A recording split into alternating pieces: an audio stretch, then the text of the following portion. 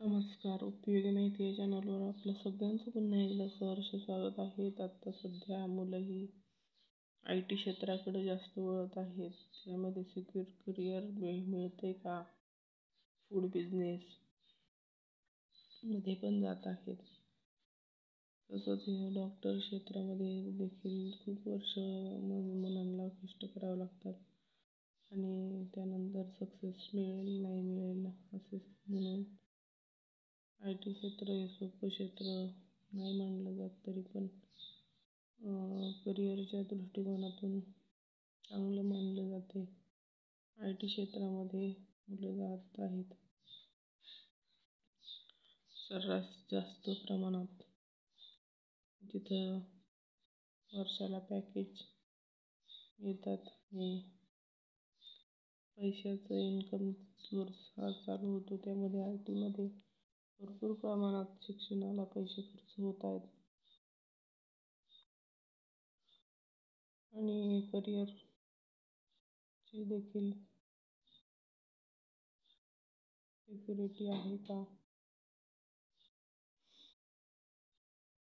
Talent लागते त्याला जास्त विद्यार्थ्यांकडे, तर आय टी क्षेत्रामध्ये करिअर होते.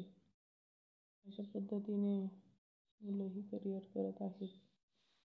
शेती क्षेत्रात कोणी जास्त जात नाही, कारण शेती ही परवडत नाही.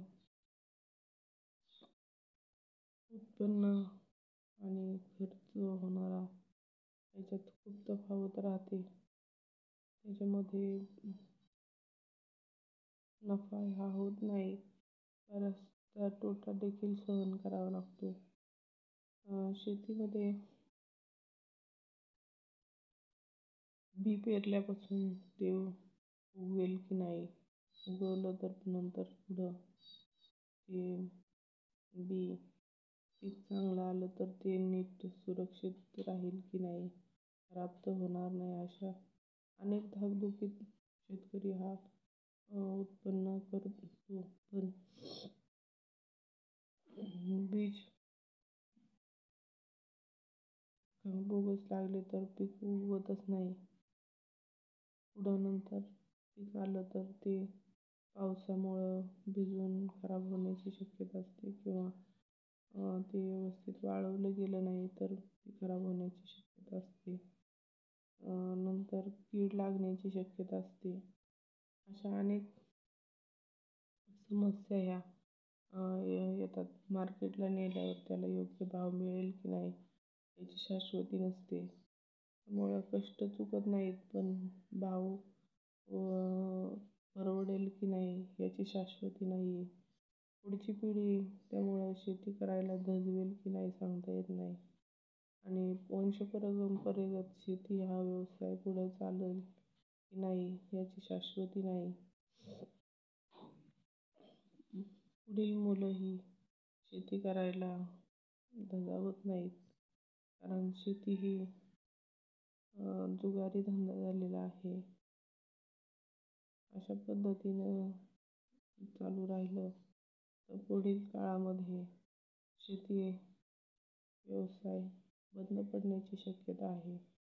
मग खाणार काय असा प्रश्न निर्माण होईल. त्यामुळं आत्ताच योग्य ती पावलं उचलून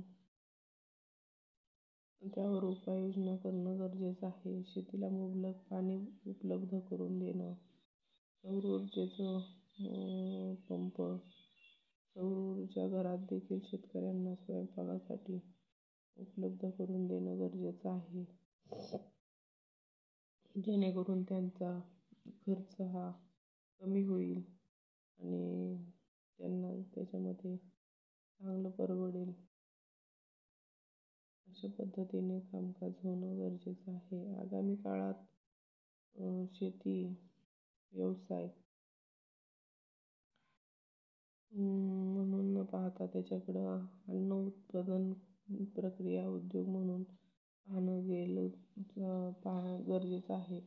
फूड सायन्समध्ये तसंच शेती विषयी जे शिक्षण आहे ते विद्यार्थ्यांना योग्य पद्धतीनं देणं गरजेचं आहे शाळेतूनच. त्यानंतर जेणेकरून त्या आधारे त्यांना शेती करता येईल आणि शेती करून त्यामध्ये त्यांना त्यांचा उदरनिर्वाह कसा भागवला जाईल हे देखील शासनानं पाहणं गरजेचं आहे. तुमचं यावर काय म्हणणं आहे ते कमेंट करून नक्की सांगावं. धन्यवाद. राधे राधे. जय श्रीकृष्ण. जय गुरुदेव. श्री गुरुदेव. धन्यवाद.